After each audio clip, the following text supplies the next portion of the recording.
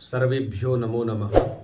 भवतां शमेषाम् आदरणीयानाम् आचार्यचराणां गुरुजनवृन्दानां काव्यामृतम् इत्यस्मिन् आमुखपटले हार्दं स्वागतम् अभिनंदनं च वर्तते।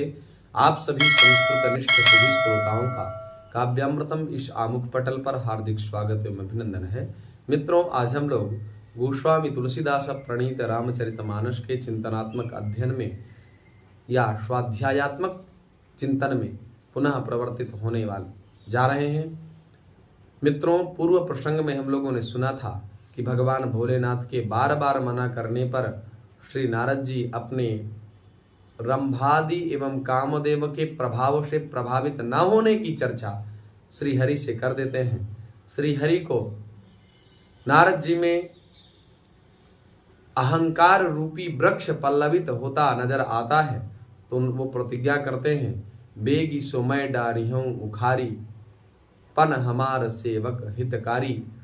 मैं इनके अहंकार, इस नारद जी के मन में जो अहंकार रूपी वृक्ष पल्लवित हो रहा है उस अहंकार रूपी अंकुरित होने वाले अंकुर को मैं जड़ से उखाड़ करके फेंक दूंगा।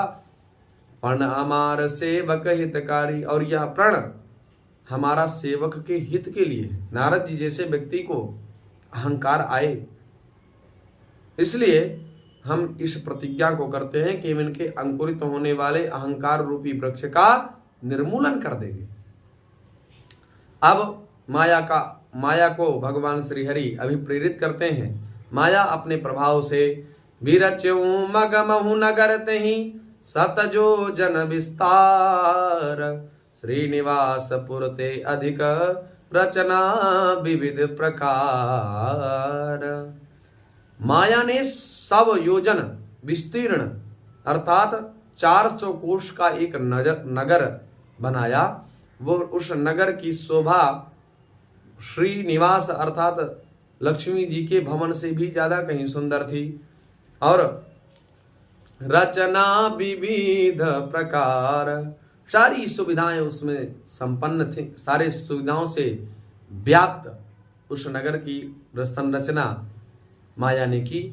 बस ही नगर सुंदर नर नारी, जन बहु मन सिज रति तनुधारी, तेहि पुर बसई शील निधि राजा, अगणित हय गय सेन समाजा। बसहि नगर सुंदर नर नारी, जन बहु मन सिज रति तनुधारी। तो बसहि नगर सुंदर नर नारी, माया ने जिस नगर का निर्माण किया उस नगर में बहुत सारे सुंदर पुरुष और स्त्रियां रहती थीं। जनमहु मन सिज रति तनुधारी, मानो जन बहु मन सिज मानो बहुत सारे कामदेव, और रति तनुधारी और उनकी स्त्री रति मानो शरीर धारण करके उत्पन्न हो गए हों। तेहि पुर बसई शील निधि राजा, उस पुर में, जिस पुर का निर्माण माया ने किया उस पुर का राजा था शील निधि। और अगणित हय गय सेन समाजा, जिसके यहाँ असंख्य हाथी घोड़े और सेना के समूह रहते थे। शत सुरेश सम विभव विलासा, रूप तेज बल नीति निवासा, विश्वमोहिनी तासु कुमारी, श्री विमोह जी स्वरूप निहारी। उनका वैभव और विलास 100 इंद्रों के समान था। जो राजा शील निधि थे, कहते सत सुरेश सम, सत माने 100, सुरेश माने इंद्र, सम माने बराबर, विभव विलासा, वैभव और विलास 100 गुना था। रूप तेज बल नीति विनिवासा, वह रूप तेज बल और नीति का मानो भंडार ही था। विश्वमोहिनी तासु कुमारी, विश्व मोहिनी, विश्व को अपने माया जाल में, विश्व को अपने प्रभाव से प्रभावित कर देने वाली विश्वमोहिनी नाम की साक्षात विश्वमोहिनी अत्यंत रूपवती रूप लावण्य समन्विता वह नायिका विश्वमोहिनी उनकी कन्या के रूप में थी। श्री विमोह जिसु रूप निहारी, जिसके रूप को देख करके लक्ष्मी जी भी मोहित हो जाएं। सोई हरि माया सब गुण खानी, शोभाता सुखी जाई बखानी। करई स्वयंवर सोनृप बाला, आए तहाँ अगणित महिपाला। वह सब गुणों की खान भगवान की माया ही थी, उसकी शोभा का वर्णन कैसे किया जा सकता है। वह राजकुमारी स्वयंवर करना चाहती थी, वह राजकुमारी स्वयंवर करना चाह रही थी। करई स्वयंवर सोनृप बाला, उस शील निधि की पुत्री विश्वमोहिनी वह स्वयं स्वयंवर करना चाह रही थी। और आए तहाँ अगणित महिपाला, वहां पर जिस स्थान पर स्वयंवर हो रहा था उस स्वयंवर में अगणित महिपाल लोग, महिपाल मही माने पृथ्वी, पाल माने पालन करने वाला, पृथ्वी का पालन पोषण करने वाले को महिपाल कहते हैं, अर्थात राजा। अगणित असंख्य राजा वहां पर आए। मुनि कौतिकी नगर तहि गयऊं, पुरबासिन सब पूछत भयऊं। सुनि सब चरित भूप गृह आए, करी पूजा नृप मुनि बैठाए। मुनि कौतुकी नगर तहि गयऊं। नारद जी तो एक जगह टिकते नहीं, इसलिए परिभ्रमण करते करते नारद जी उस नगर में गए। और पुरवासिन सब पूछत भयऊं, और नगर निवासियों के समस्त कष्टों का निवारण कैसे होगा, या कोई कष्ट तो नहीं है, सारी चर्चा नारद जी ने की। सुनी सब चरिता भूप ग्रह आए, करी पूजा नृप मुनि बैठाए। समाचार सुन करके वे राजा के महल में आए। राजा ने उनको बढ़िया दिव्य आसन में बैठाला, चरण पादुकाएं चरण धोए और विधिवत उनका सुख पूर्वक आनंद पूर्वक पूजन सत्कार किया। आनि दिखाई नारदहि भूपति राजकुमारी, कहूँ नाथ गुण दोष सब यही के हृदय विचारी। आनि दिखाई नारदहि, फिर राजा ने राजकुमारी को ला करके नारद जी को दिखलाया। और भूपति राजकुमारी, कहूँ नाथ गुण दोष सब यही के हृदय विचारी। इनके क्या गुण है, क्या दोष है, एक बार चिंतन करके महाराज इनके भी गुण दोषों का निरूपण कर दीजिए, ताकि हम भी इनको सही से समझ पाए। अब नारद जी भैया, देखी रूप मुनि बिरति विसारी, बड़ी बार लगी रहे निहारी। लक्षण तासु बिलो की भुलाने, हृदय हरस नहीं प्रगट बखाने। जब उस विश्वमोहिनी कन्या का स्वरूप देखा तो मुनि बिरति विसारी, विरति माने वैराग्य, तो मुनि नारद जी वैराग्य भूल गए। बड़ी बार लगी रहे निहारी, उस विश्वमोहिनी को बार बार देखने लगे। लक्षण तासु बिलो की भुलाने, उसके लक्षण देख करके अपने आप को भी वह भूल गए नारद जी। और हृदय हरस नहीं प्रगट बखाने, हृदय में बड़े प्रसन्न हुए और प्रगट रूप में उन लक्षणों को नहीं कह पाए। जो यही बरई अमरा सोई हो जी, समर जीत तेहि समर भूमि जही जीता न कोई।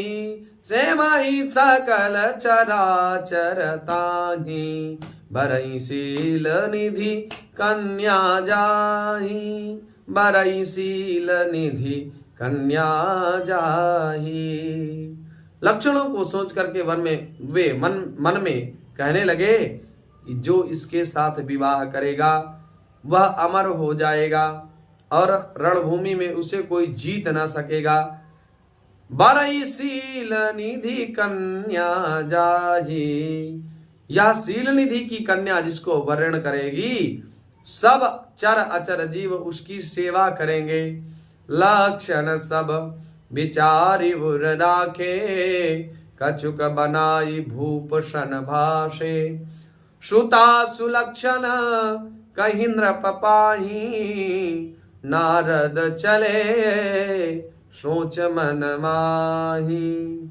सब लक्षणों को विचार करके मुनि अपने हृदय में मन ही मन उन लक्षणों पर विचार कर रहे हैं। कछुक बनाई भूषण भाषे, लक्षणों को स्पष्ट शील निधि जी से नहीं चर्चा की, कुछ उन्होंने गोपनीय रखे और कुछ बातें उन्होंने बढ़ा चढ़ा कर कह दी। श्रुतालु सुलक्षण कहि नृप पाहि, राजा से लड़की के जो कन्या थी विश्वमोहिनी उसके सुलक्षण कह करके नारद जी चल दिए। और नारद चले सोच मन माही, और नारद जी उनके मन में इस प्रकार की चिंता थी। करऊं जाई सोई जतन विचारी, जय प्रकार मोहि बरए कुमारी, जय प्रकार मोहि बरए कुमारी। जप तप कछु न होई तहि काला, केहि विधि मिलई कवन विधि बाला। मैं नारद जी मन में विचार कर रहे हैं कि हम जाकर के मुझे वही कार्य करना चाहिए जिससे वो विश्वमोहिनी कन्या मुझे मिल जाए। काम जागा, अभी काम विजय की चर्चा कर रहे थे, अब देखिए काम जागा। और जप तप कछु न होई तहि काला, इस समय जब तप से कुछ नहीं हो सकता, इसलिए देखिए नकारात्मकता उनके मन में आई।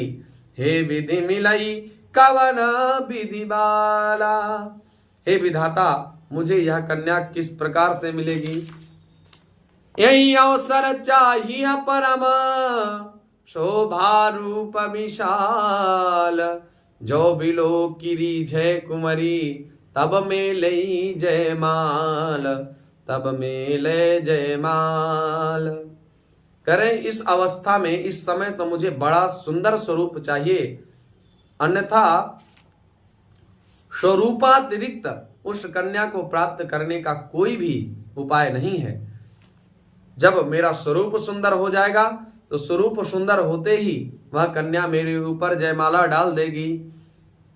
हरि सन मांगऊ सुंदरताई, होई जात गहरु अति भाई, मोरे हित हरि सम नहीं को, यही अवसर सहाय सोई होबू। एक काम करूं, नारद जी विचार कर रहे हैं, करें एक काम हो सकता है कि हरि सन मांगऊ सुंदर ताई,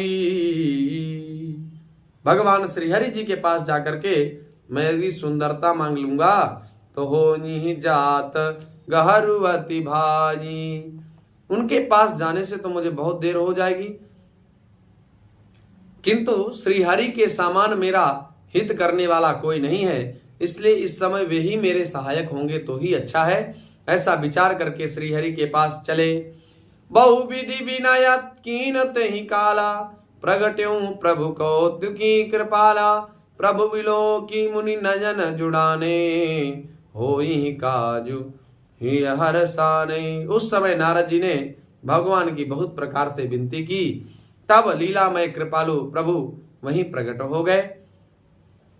स्वामी को देखकर के नारद जी के नेत्र शीतल हो गए और मन में बड़े ही हर्षित हुए। अब तो काम बन जाएगा। अति आरती कही कथा सुनाई, करहूं कृपा करी हो सहाई, आपन रूप देहु प्रभु मोही, आन भांति नहीं पावूं ओही। बड़े ही आर्त भाव से नारद जी कहने लगे, अपनी जो विश्व मोहिनी इत्यादि को देखने का शीलनिधि राजा के गुणशील जो उन्होंने आकलन किए थे, वो सारी चर्चा श्री हरि से कह सुनाई। और करहूं कृपा हरि हो सहारी। हे हरि श्री विष्णु प्रभु, आप मेरी मदद कीजिए, सहायता प्रदान करिए। आपन रूप देहु प्रभु मोही, आन भांति नहीं पावूं ओही। अपना स्वरूप प्रभु मुझे दे दीजिए, इसके अतिरिक्त मैं उस कन्या को किसी भी प्रकार से नहीं प्राप्त कर सकता हूँ। जही विधि होई नाथ हित मोरा, करऊं सो बेगी दास मैं तोरा। निज माया बल देखी विशाला, यह हंसी बोले दीन दयाला, यह हंसी बोले दीन दयाला।